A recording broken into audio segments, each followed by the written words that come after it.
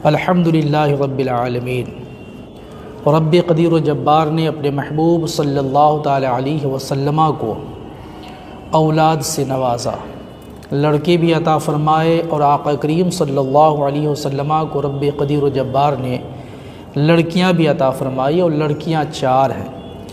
حضرت زینب رضی اللہ عنہا، حضرت رقیہ رضی اللہ عنہا، حضرت ام کلثوم رضی اللہ عنہا، اور حضرت فاطمۃ الزہرا رضی اللہ تعالی عنہا۔ لیکن ان 4 میں رسول پاک صلی اللہ تعالی علیہ وسلم نے حضرت فاطمۃ الزہرا رضی اللہ تعالی عنہا کو خوب نوازا۔ 4 بیٹیوں میں حضرت فاطمۃ الزہرا رضی اللہ تعالی عنہا افضل ترین ہے، لیکن ہم اہل ایمان پر ضروری ہے کہ ان میں سے ہر ایک کا ادب کریں، ان میں سے ہر ایک کا احترام کریں۔ ان کا ادب و احترام ہم تمام اہل ایمان پر واجب ہے۔ رسول پاک صلی اللہ تعالی علیہ وسلم نے اپنی بیٹیوں میں چھوٹی بیٹی، سب سے چہیتی بیٹی حضرت فاطمۃ الزہرا رضی اللہ تعالی عنہا کو نوازا، تو یوں نوازا کہ آقا کریم صلی اللہ تعالی علیہ وسلم نے جنتی عورتوں کا سردار اپنی چھوٹی بیٹی حضرت فاطمۃ الزہرا رضی اللہ تعالی عنہا کو بنایا۔ یہ عظیم الشان منصب رسول پاک صلی اللہ علیہ وسلم نے اپنی بیٹیوں میں حضرت فاطمۃ الزہرا رضی اللہ تعالی عنہا کو عطا فرمایا۔ آقا کریم صلی اللہ تعالی علیہ وسلم صاحب اختیار ہیں، جنہیں چاہیں جتنا چاہیں نواز دیں۔ اللہ پاک نے اپنے محبوب صلی اللہ تعالی علیہ وسلم کو مکمل اختیار عطا فرمایا ہے۔ حضرت فاطمۃ الزہرا رضی اللہ تعالی عنہا کی تربیت بھی رسول پاک صلی اللہ علیہ وسلم نے بے مثال فرمائی ہے۔ آقا کریم صلی اللہ تعالی علیہ وسلم نے اپنی بیٹی حضرت فاطمۃ الزہرا رضی اللہ تعالی عنہا کی تربیت اتنی اچھی فرمائی کہ الحمدللہ صبح قیامت تک کے تمام اہل ایمان عورتوں کے لیے حضرت فاطمۃ الزہرا رضی اللہ تعالی عنہا کی پاکیزہ زندگی میں مشعل راہ ہے۔ حضرت فاطمۃ الزہرا رضی اللہ تعالی عنہا کو پڑھنے کی ضرورت ہے۔ ہماری بہن بیٹیاں اپنی اچھی آخرت کے لیے، سچی آخرت کے لیے، دنیا اور آخرت کی بھلائی کے لیے حضرت فاطمۃ الزہرا رضی اللہ تعالی عنہا کی زندگی کا مطالعہ کریں، اور ضرور مطالعہ کریں، اور اپنی زندگی میں ان کی پاکیزہ زندگی کے نقوش کو اتارنے کی نیک کوششیں کریں۔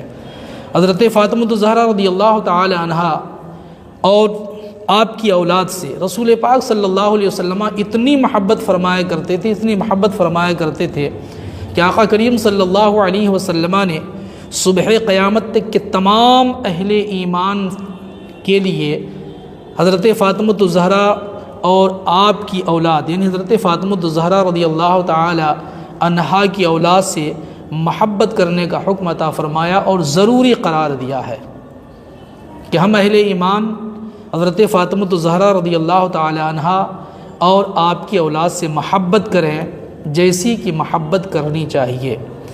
پیارے آقا کریم صلی اللہ تعالی علیہ وسلم اپنی بیٹی حضرت فاطمۃ الزہرا رضی اللہ تعالی عنہا سے اس قدر محبت فرمایا کرتے تھے کہ جب آقا کریم رؤوف رحیم صلی اللہ علیہ وسلم کی دربار محبت میں حضرت فاطمۃ الزہرا رضی اللہ تعالی عنہا تشریف لاتی تھی، تو آقا کریم صلی اللہ تعالی علیہ وسلم اپنی جگہ سے کھڑے ہو جاتے، آگے بڑھتے تھے، اور اپنی بیٹی فاطمۃ الزہرا رضی اللہ تعالی عنہا کی دست بوسی فرمایا کرتے تھے، ہاتھ چوما کرتے تھے محبت میں۔ اور حضرت فاطمۃ الزہرا رضی اللہ تعالی عنہا آقا کریم صلی اللہ علیہ وسلم یعنی اپنے والد محترم امام الانبیاء صلی اللہ تعالی علیہ وسلم کی دست بوسی فرمایا کرتے تھے۔ پھر آقا کریم صلی اللہ تعالی علیہ وسلم اپنی جگہ اپنی بیٹی حضرت فاطمۃ الزہرا رضی اللہ تعالی عنہا کو بیٹھایا کرتے تھے۔ حضرت فاطمۃ الزہرا رضی اللہ تعالی عنہا کا یہ عمل بتا رہا ہے کہ ہماری بہن بیٹیوں کو بھی چاہیے کہ اپنے والدین کی دست بوسی کریں، اپنے والدین کا ہاتھ چومیں۔ یہ حضرت فاطمۃ الزہرا رضی اللہ تعالی عنہا کی سنت پاک ہے، اور والدین کو بھی چاہیے کہ لائق اور فائق بیٹی یا بیٹا کا ہاتھ چومیں۔ یہ بھی ایک محبت اور رسول پاک صلی اللہ علیہ وسلم کی سنت ہے۔ ہمیں رسول اللہ صلی اللہ علیہ وسلم کی سنتوں پر عمل کرنا چاہیے۔ پھر سب سے پہلی ضروری ہے کہ ہم اور آپ اپنے بچوں کی اپنے بچیوں کی اچھی تربیت کریں الحمدللہ۔ تو اس ادا سے ہمیں یہ معلوم ہوتا ہے، ہمیں یہ رہنمائی ملتی ہے کہ ہم اپنی اولاد سے محبت کریں اور یوں محبت کریں، اور اولاد بھی اپنے والدین سے اس طرح محبت کریں کہ ہاتھ چومنا اپنے باپ کا، اپنی والدہ کا، اپنی امی کا ہاتھ چومنا یہ بہت اچھا عمل ہے، یہ کرنا چاہیے۔ حضرت فاطمہ الزہرا رضی اللہ تعالی عنہا کو کی تربیت رسول پاک صلی اللہ علیہ وسلم نے یوں فرمائی تھی، اور اتنی اچھی تربیت فرمائی تھی کہ جب آقا کریم صلی اللہ تعالی علیہ وسلم نے حضرت فاطمہ الزہرا رضی اللہ تعالی عنہا کا نکاح مولا علی کرم اللہ وجہ الکریم کے ساتھ کیا، پھر تو ازدواجی زندگی ایک بے مثال زندگی رہی ہے۔ اس کے ایک پہلو صرف میں بیان کرتا ہوں کہ حضرت علی کرم اللہ وجہ الکریم نے ایک موقع پہ حضرت فاطمہ الزہرا رضی اللہ تعالی عنہا سے فرمایا کہ فاطمہ، دنیا کی بیویاں اپنے شوہر سے شوق میں یا پھر کچھ ضرورت کی چیزیں مطالبہ کرتی ہیں، کبھی کبھی ضرورت کی چیزوں کا مطالبہ ہوا کرتا، اور کبھی کچھ شوق ہوا کرتا ہے کہ ہم فلاں چیز ہم کو چاہیے، فلاں چیز ہمیں کھانا ہے، فلاں چیز کی ہمیں ضرورت ہے، یا پھر یہ خواہش ہے۔ تم نے کبھی بھی آج تک زبان نہیں کھولی، آخر ایسا کیوں؟ تو حضرت فاطمہ الزہرا رضی اللہ تعالی عنہا نے فرمایا کہ اے مولا علی، رسول اللہ صلی اللہ تعالی علیہ وسلم نے میری یوں تربیت فرمائی اور مجھے یہ یوں نصیحت فرمایا، میں واضح و نصیحت اس طرح فرمائی رسول پاک صلی اللہ علیہ وسلم نے فرمایا کہ اے فاطمہ، تم علی سے کسی چیز کا مطالبہ نہ کرنا، کہیں تمہارے مطالبہ سے مولا علی پریشان نہ ہو جائیں۔ اللہ اکبر! یہ حضرت فاطمہ الزہرا رضی اللہ تعالی عنہا ہے۔